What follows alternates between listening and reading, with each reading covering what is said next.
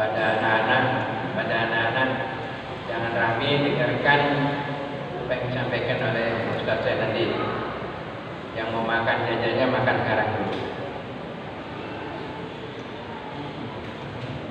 Sambil pembagian kue kita baca qasidah sama-sama.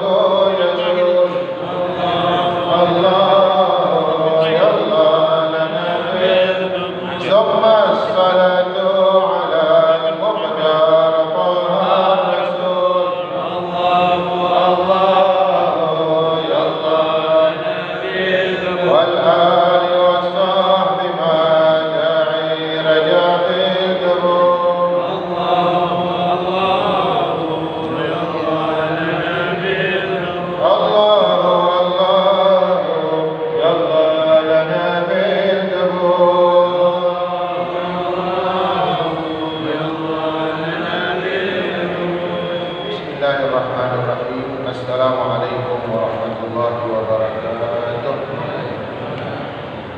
Alhamdulillahirrahman, 'allamal Qur'an, khalaqal insana, 'allamahul bayan.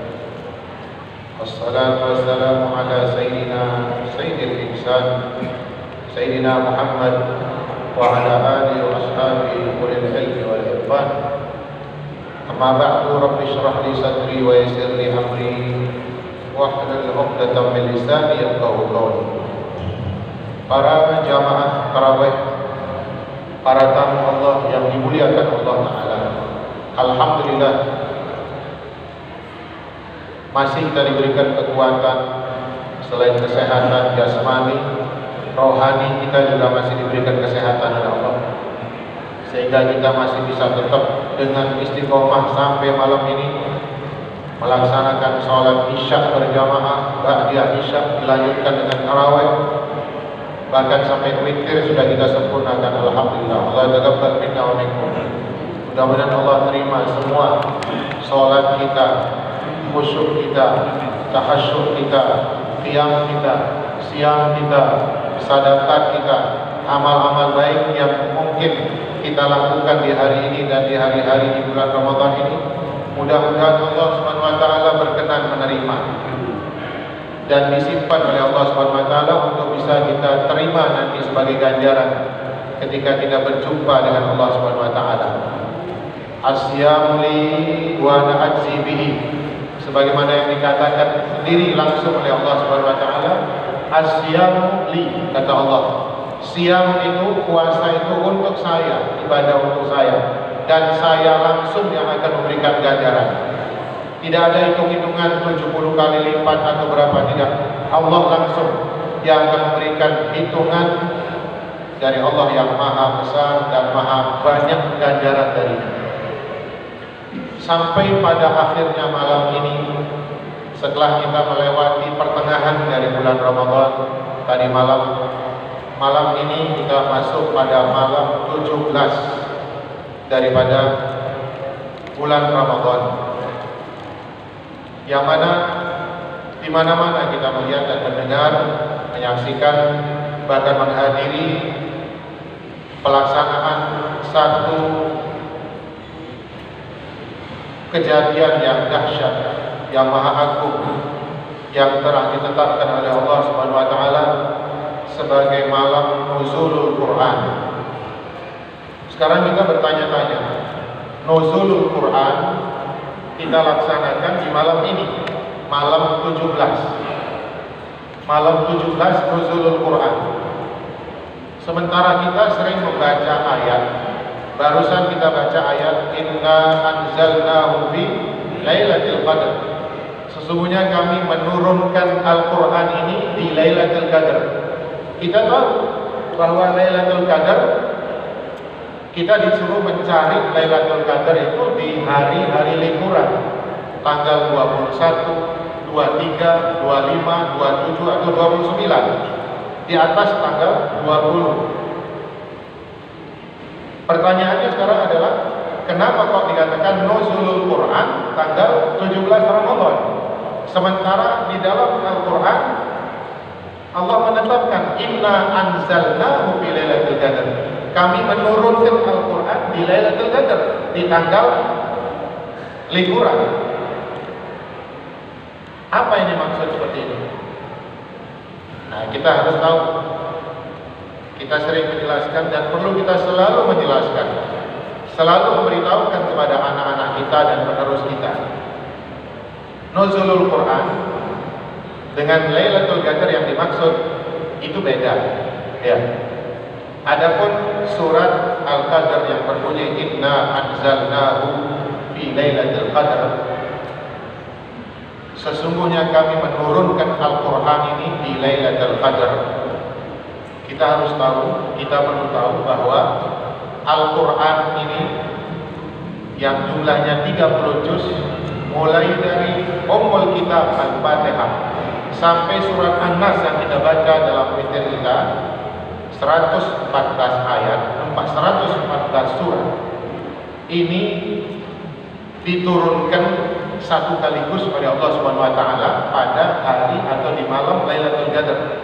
Yang dimaksud turunnya di Lailatul Qadar adalah turunnya Al-Quranul Karim dalam jumlah 30 juz sekaligus diturunkan oleh Allah Subhanahu wa taala dari Lauhul Mahfuz ke Baitul Izzah yang berada di langit yang paling bawah. Dari atas langit yang paling tinggi, dari Lauhul Mahfuz diturunkan oleh Allah Subhanahu wa taala ke langit yang paling bawah, ila sama'id dunya. Ada satu rumah Allah Subhanahu wa taala namanya Baitul Izzah, diturunkan ke sini. Turunnya dari Lauhul Mahfuz menuju ke Baitul Izzah terjadinya pada Lailatul Qadar. Sedangkan nuzulul Quran yang terjadi pada tanggal 17 Ramadan dan kita peringati malam ini adalah turunnya Al-Quran pertama kali kepada baginda kita Rasulullah Sallallahu Alaihi Wasallam, yang mana ayat pertama yang turun adalah yang terdapat di dalam surah Al-Alaq yang berbunyi Iqra bismi rabbikal ladzi khalaq.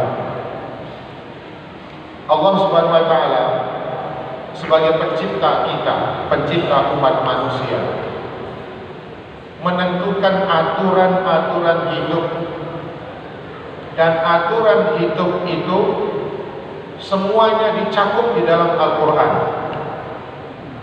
Sebelum Allah Subhanahu wa taala mengutus baginda kita Nabi Muhammad SAW dengan ayat pertama yang diturunkan kepada beliau, Allah sudah menyiapkan semua peraturan-peraturan hidup yang termaktub di dalam Al-Quran yang jumlahnya 30 juz tersebut.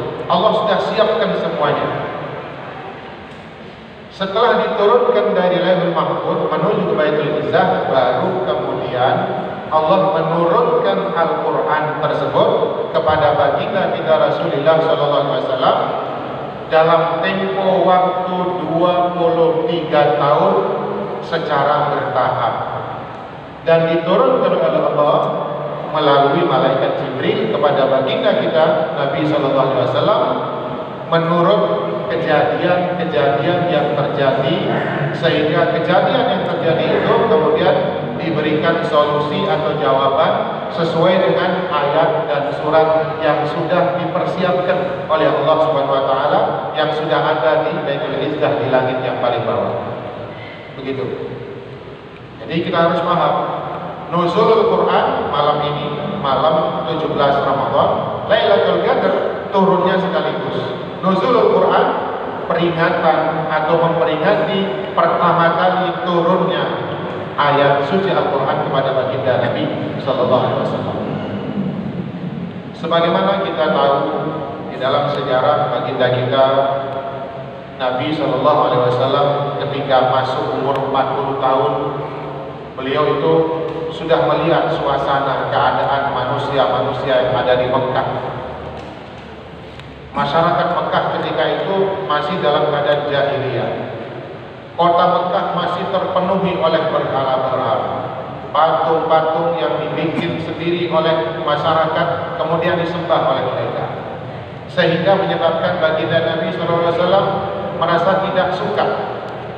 Allah sudah mempersiapkan Nabi, bahkan hati dan jiwa Nabi sudah dipersiapkan, sehingga Nabi tidak suka melihat keadaan di Mekah yang mana masyarakat menyembah selain Allah. Selain mereka menyembah kepada Allah, mereka juga menyembah selain Allah, menyekutukan Allah Subhanahu wa taala. Mereka menyembah patung-patung yang ada yang dibuat oleh mereka. Terkadang patung yang dibuat oleh mereka terbuat dari batu. Ada patung yang dibuat dari kayu. Ada patung bahkan yang dibuat dari makanan, dari roti. Disembah. Setelah disembah kemudian dimakan. Ini bentuk jahiliyah mereka. Baginda kita Nabi SAW masuk umur 40 tahun. Nabi sudah sebelum beliau diangkat menjadi Nabi, beliau sudah tidak senang dengan suasana itu. Maka Nabi membiasakan diri untuk melakukan khalwat. Dalam bahasa Arab disebut dengan tahannus. Tahannus itu artinya menyendiri, ya, menyendiri di gua Hira. Maka di situ Nabi SAW dengan bekal yang selalu dipersiapkan dan diberikan oleh istri tercinta beliau, yaitu Siti Khadijah. beliau ta'abbud. Baginda kita Nabi SAW melakukan ibadah kepada Allah Subhanahu Wa Taala dengan ibadah yang seperti apa? Jadi pertanyaannya, Nabi ibadah waktu zaman jahiliyah kan belum turun wahyu, belum diutus oleh Allah, belum dilantik untuk menjadi Nabi. Tapi Nabi SAW sudah beribadah kepada Allah Subhanahu Wa Taala. Nah, bentuk ibadahnya apa? Bentuk ibadahnya adalah sesuai dengan cara ibadah kakek beliau, yaitu Nabi Allah Ibrahim alaihissalam. Jadi apa yang dibawa oleh Nabi Ibrahim secara turun-temurun bersih, murni, sampai kepada Abdul Muttalib, sampai kepada ayah Nabi Sayyidina Abdullah, termasuk Abu Talib, termasuk kepada baginda kita Nabi SAW. Bentuk ibadah Nabi itu dilakukan sesuai dengan cara yang dituntunkan oleh Nabi Ibrahim alaihissalam, demi untuk menghindari kebiasaan dan tradisi orang-orang Mekah yang menyembah patung, yang menyembah selain Allah Subhanahu Wa Taala. Maka tepatlah masuk umur baginda Nabi SAW 40 tahun setengah, tepatnya 40 tahun 6 bulan 18 hari umur Nabi SAW. Ketika berada di Gua Hira, didatangi oleh malaikat Jibril atas perintah dari Allah Subhanahu Wa Taala. Nabi SAW pertama kali didatangi oleh malaikat Jibril, Nabi dirangkul, Nabi dipeluk, sehingga Nabi SAW sendiri mengatakan, saya sesak napas saking eratnya pelukan malaikat Jibril kepada saya, sampai sulit bernapas. Dipeluk terus sambil mengatakan Iqra. Kita tahu baginda kita Nabi SAW adalah An-Nabiyil Ummi. An-Nabiyil Ummi. Apa artinya ummi? Kita membaca di dalam qunut kita, Wassallallahu ala sayyidina Muhammadin Nabiyil Ummi. Nabiyil Ummi. Apa artinya? Nabi, kanjeng Nabi Muhammad SAW aslinya tidak bisa baca, tidak bisa tulis. Baca tulis tidak bisa. Loh, kok bisa? Nabi Muhammad tidak bisa baca tulis. Justru tidak bisanya Nabi Muhammad membaca menulis ini justru menjadi tanda kebesaran Nabi Muhammad. Justru ini merupakan tanda mukjizat baginda kita Nabi Muhammad SAW. Tidak ada Nabi yang diutus kepada umatnya kecuali Nabi itu mempunyai kelebihan dan kehebatan yang mengalahkan kehebatan-kehebatan yang dimiliki oleh kaum di zaman Nabi tersebut. Nabi Musa alaihissalam, zaman itu orang lagi ngetrennya atau gandrungnya terhadap sihir. Lomba sihir dilakukan di mana-mana waktu zaman Nabi Musa alaihissalam. Nabi Musa diberikan mukjizat oleh Allah Subhanahu Wa Taala. Mukjizatnya apa? Tongkat, yang mana dengan tongkat itu Nabi Musa bisa mengalahkan semua bentuk sihir yang dimiliki oleh masyarakat di zaman itu. Nabi Isa alaihissalam, ketika Nabi Isa diutus, itu masyarakat sekitar tempat tinggalnya Nabi Isa itu hebat-hebatan tentang obat, menyembuhkan penyakit-penyakit yang nggak bisa disembuhkan. Itu mereka bisa menyembuhkan. Maka Nabi Isa diberikan mukjizat yang mengalahkan semuanya. Apa kehebatan yang dimiliki oleh Nabi Isa? Nabi Isa bukan hanya bisa menyembuhkan penyakit-penyakit yang nggak bisa disembuhkan, orang mati pun bisa dihidupkan lagi oleh Nabi Isa. Pada zaman baginda kita Nabi Muhammad SAW, kita kenal dengan zaman jahiliyah. Bentuk jahiliyahnya itu adalah mereka menyembah berhala selain menyembah Allah Subhanahu Wa Taala. Tapi peradaban masyarakat Arab saat itu sangat maju sekali. Akhlaknya orang Arab mulia. Jahiliyah mereka menyembah selain Allah, melakukan perbuatan-perbuatan yang dilarang oleh Allah Subhanahu Wa Taala. Namun dari sisi akhlak, ada akhlak-akhlak mulia yang dimiliki oleh masyarakat Arab sebelum Nabi Muhammad diutus, kemuliaan akhlak yang dimiliki oleh masyarakat Arab diantaranya adalah ikramul dhaif. Perhatikan, memuliakan tamu. Memuliakan tamu ini adalah merupakan tradisi yang tidak bisa terpisah dari masyarakat Arab, khususnya masyarakat Mekah. Kehebatan peradaban masyarakat Arab adalah sastra, syair, tata bahasa Arabnya begitu hebat. Syair-syair yang dikarang oleh masyarakat Arab mulai dari Mekah sampai dengan negeri Syam, gitu ya. Setiap musim haji, ini kita perlu tahu, setiap musim haji itu diadakan. Loh, kok ada musim haji? Kan belum diutus Nabi Muhammad, ya. Tradisi haji itu mulai dari Nabi Allah Ibrahim alaihissalam dan berlangsung sampai zaman Nabi Muhammad SAW, walaupun di zaman jahiliyah sebelum Nabi diutus. Hanya saja cara melaksanakan ibadah haji sudah jauh berbeda dari cara-cara yang dituntutkan oleh Nabi Allah Ibrahim. Kita ada bicara tentang itu.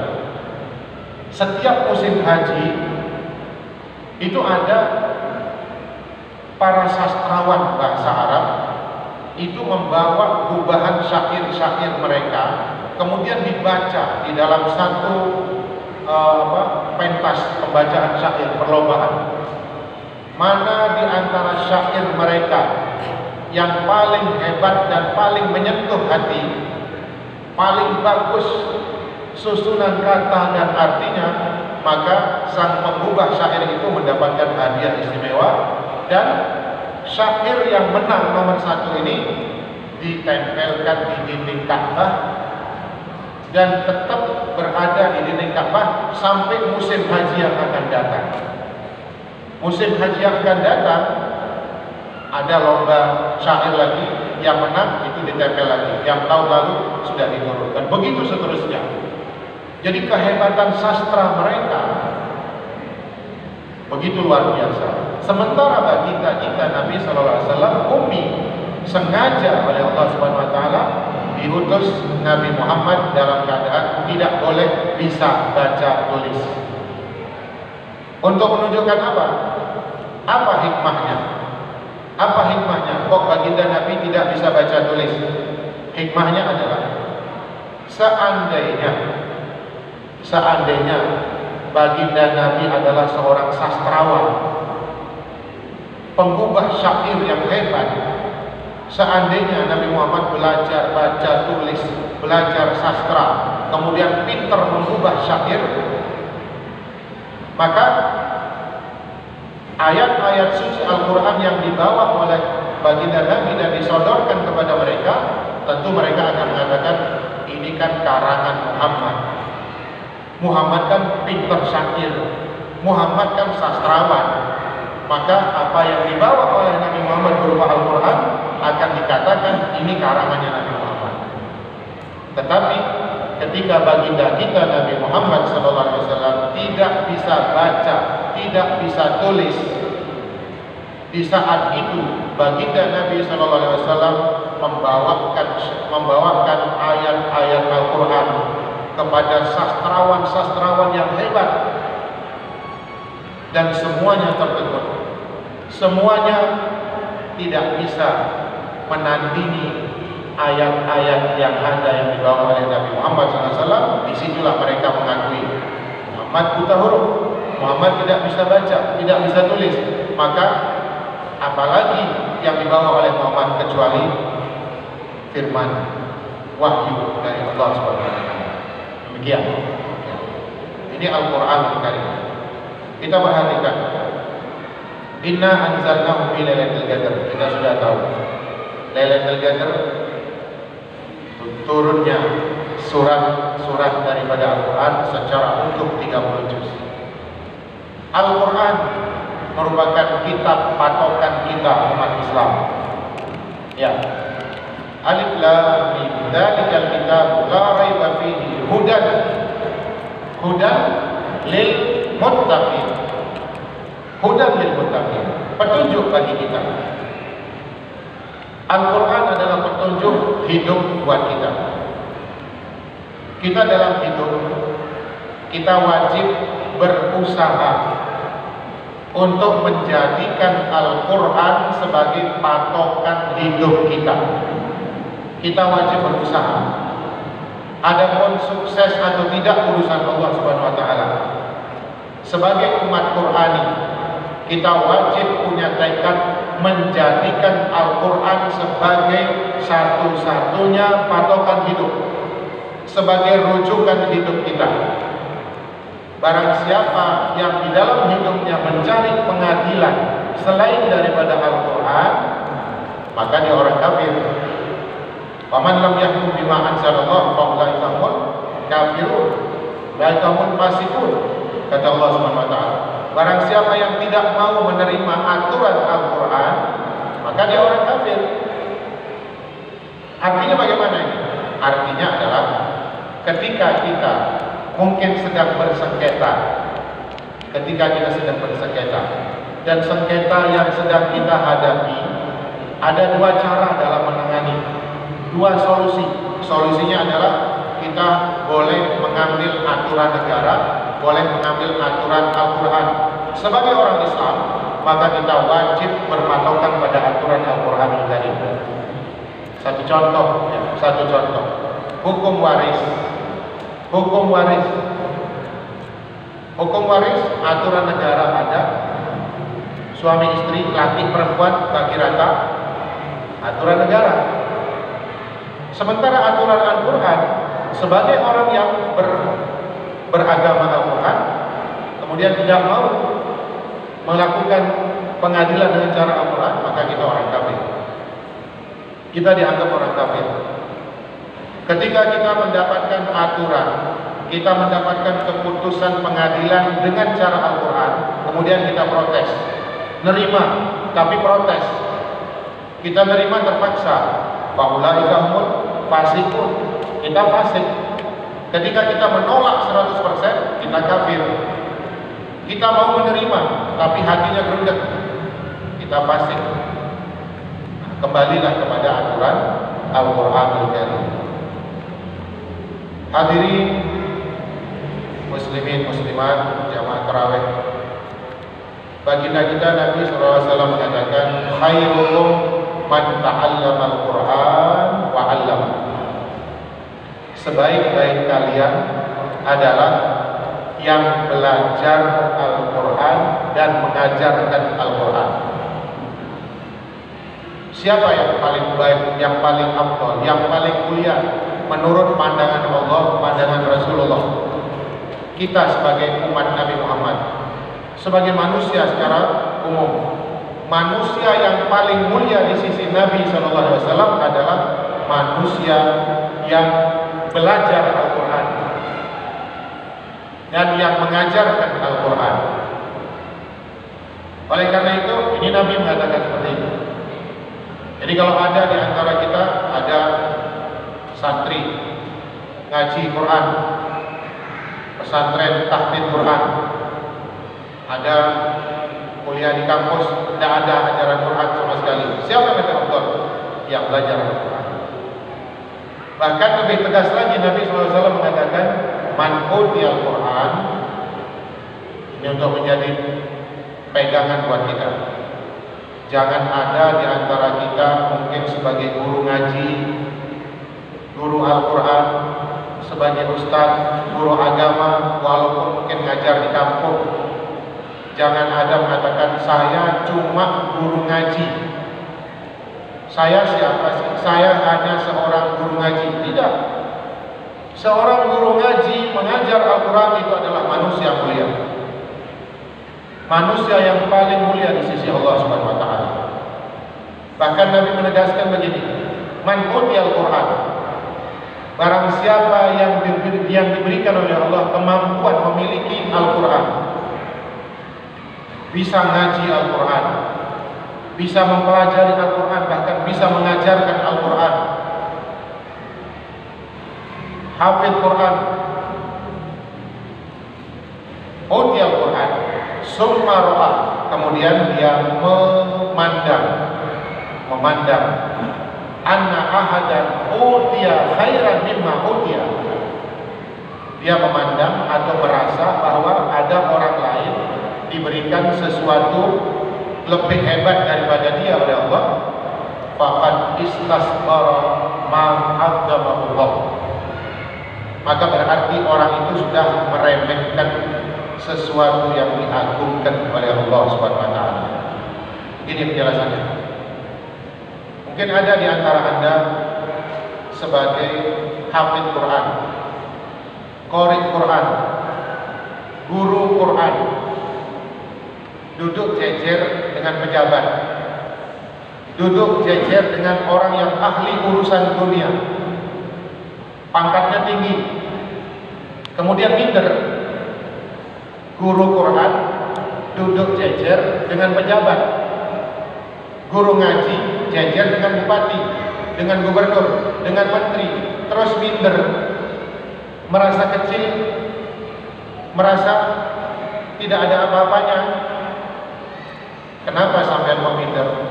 Saya jejer sama pejabat, saya cuma seorang guru ngaji, saya cuma ngajari Quran, duduk sama pejabat, duduk sama menteri, duduk sama orang kaya, minder saya. Orang yang ini, kata Nabi SAW, orang seperti ini adalah orang yang meremehkan, menyepelekan, menghinakan apa yang dimuliakan oleh Allah. Seorang yang diberikan kemampuan mengajar Al-Quran, seorang yang diberi kemampuan untuk menghafal Al-Quran, apalagi menghafal, membaca Al-Quran, punya kemampuan. Bahkan tidak punya kemampuan baca Al-Quran, tapi punya kemauan dan semangat untuk membaca Al-Quran, Anda adalah orang mulia di sisi Allah SWT. Ya. Hafid Quran, orang hafal Quran, mulia, sangat mulia. Hafal Quran, berusaha mengamalkan isinya Al-Quran, kemuliaannya sampai seperti apa? Kemuliaannya adalah jika meninggal, jasadnya tidak akan dimakan oleh tanah. Jasadnya tidak dimakan oleh tanah. Hafid Quran atau seorang wanita yang hafidah Quran dan berusaha untuk mengamalkan isinya Al-Quran, kalau meninggal, maka jenazahnya akan utuh sampai hari kiamat.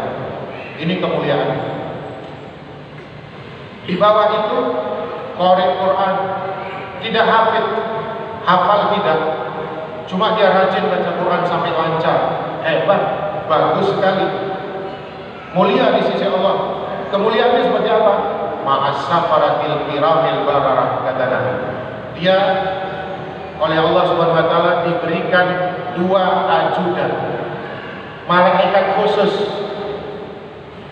malaikat safarah kiramil bararah. Dia akan mendapatkan perlindungan khusus barang siapa yang mengganggu orang yang hafid Quran, barang siapa yang mengganggu orang yang ahli dalam Al-Quran, maka dia berarti mengganggu Allah Subhanahu wa taala. Berarti dia menantang Allah Subhanahu wa taala. Ini kemuliaannya. Oh, saya tidak lancar baca Quran, saya baru hanya punya semangat untuk membaca Al-Quran, masih belum bisa baca satu baris pun masih berapa menit baru selesai. Nah, itu kata Nabi SAW, walladzi yaqra'ul Qur'an wa huwa yatataa'u, atau dalam riwayat wa huwa yuta'ti'u, orang yang baca Quran dan dia tersendat-sendat bacaannya, tapi punya semangat, wa huwa alaihi syaqun, dia semangat untuk terus belajar Al-Quran, tidak malu. Saya umurnya sudah 40 tahun, jejer sama adik-adik yang umurnya masih belasan tahun. Saya umurnya 50 tahun, 60 tahun, masih baru belajar Al-Quran. Kata Nabi SAW, lahu ajran, dia tetap mendapatkan pahala, 2 pahala dari Allah Subhanahu wa taala. 1 tetes dari Allah Subhanahu wa taala, itu sudah cukup menjadi sanggup seumur hidup kita, bahkan lebih dari umur hidup kita. Ya. Iqra'ul Quran fa innahu ya'ti yaumal qiyamati syafi'an li ashabi. Bacalah Al-Quran. Bacalah Al-Quran, kata Nabi SAW. Bacalah Al-Quran, karena Al-Quran akan datang menjumpaimu di hari kiamat, memberikan syafaat. Kita punya dosa yang tidak bisa kita hitung, bahkan tidak kita ingat dosa-dosa kita. Tapi kalau kita punya rutinitas baca Al-Quran, dalam setiap hari kita baca Quran paling tidak 1 lembar Al-Quran. Bukan cuma Ramadan saja. Ramadan kita latihan. Kita latihan untuk terus membaca Al-Quran. Sampai kapan kita baca Al-Quran di bulan Ramadan? Kita usahakan sampai kita ini betul-betul meresapi, kalau bisa sampai menetes air mata kita. Hatta kharru sujatan wa bukiyah. Kalau bisa kita membaca Al-Quran, meresapi isinya sampai kita tersungkur sujud sambil menangis kepada Allah Subhanahu wa Ta'ala. Setelah itu selesai bulan Ramadan, kita teruskan 1 lembar kita baca Al-Quran. Kalau tidak mampu lebih dari itu, 1 lembar, 2 halaman. Maka ini kata Nabi SAW akan menjadi pemberi syafaat. Seperti saya katakan tadi, mungkin kita punya dosa-dosa yang tidak pernah kita hitung. Kita sudah lupa dosa-dosa kita. Ditimbang amalan kita nanti di mizan. Ketika ditimbang amalan kita, ternyata kejelekan kita berat. Di saat itulah nanti, ketika malaikat sudah akan memvonis kita masuk ke neraka, Al-Quran datang. Al-Quran datang berbicara kepada malaikat. Malaikat yang menghisap akan diberitahu oleh Al-Quran, biarkan dia, karena dia perhatian kepada saya di hari kiamat, di hari di dunia. Fa innahu ya'ti yaumal qiyamati syafi'an li ashabi. Berkata baginda dalam hadis lain, dalam satu riwayat Nabi SAW mengatakan, Al-Husun salah satu. Al-Husun salah satu. Benteng kita umat muslim, bentengnya kita itu ada 3. Ada 3 benteng buat kita. Benteng dari apa? Benteng dari segala apa yang tidak kita senangi. Benteng dari segala apa yang kita tidak inginkan. Benteng dari segala apa yang kita takutkan. Ada 3 benteng buat kita orang muslim. Perhatikan benteng ini. Setelah kita tahu 3 benteng ini, maka kita mantapkan diri kita, tidak usah takut kepada apapun juga. Apa itu benteng yang 3 ini? 1, kata beliau, Al-Masjidu Hisnun. Al-Masjidu Hisnun. Masjid adalah benteng buat orang muslim. Barang siapa yang masuk ke masjid, maka dia aman. Aman. Aman dari apa saja yang kita tidak inginkan. Tentunya masuk ke masjid dengan tata krama, tata adab yang ditentukan oleh Nabi. Ketika kita masuk masjid, apa caranya? Apa adabnya? Kita wudhu dulu, tutup aurat, masuk ke masjid, salam kepada Allah, baca doa-doa masuk masjid, laksanakan sholat tahiyatul masjid, kemudian dia iktikaf. Jika semua tata krama, adab, sopan santun masuk masjid yang dituntut oleh Nabi SAW sudah kita lakukan, maka kita sudah terbentengi dari apa saja yang kita tidak inginkan. Setan yang membuntuti kita dari belakang, kepingin untuk mengganggu dan merusak amal kita, tidak akan mampu. Ketika kita sudah berada di masjid, dan beradanya di masjid kita dengan cara dan tata krama yang dituntutkan oleh baginda kita Nabi Muhammad SAW. Ini yang pertama. Al-Masjidu Hisnun. Masjid adalah benteng. Kemudian yang kedua, zikrullah. Zikrullah, zikir kepada Allah adalah benteng. Ketika kita tidak berada di masjid, kita berzikir kepada Allah Subhanahu wa taala. Mau kemana kita pergi? Keluar dari rumah kita mengucapkan bismillah tawakkaltu 'ala Allah wala haula wala quwata illa billah al-'aliyyil 'azim. Qad ufita. Malaikat mengatakan, kamu sudah dilindungi, kamu sudah dijaga, kamu sudah dicukupi.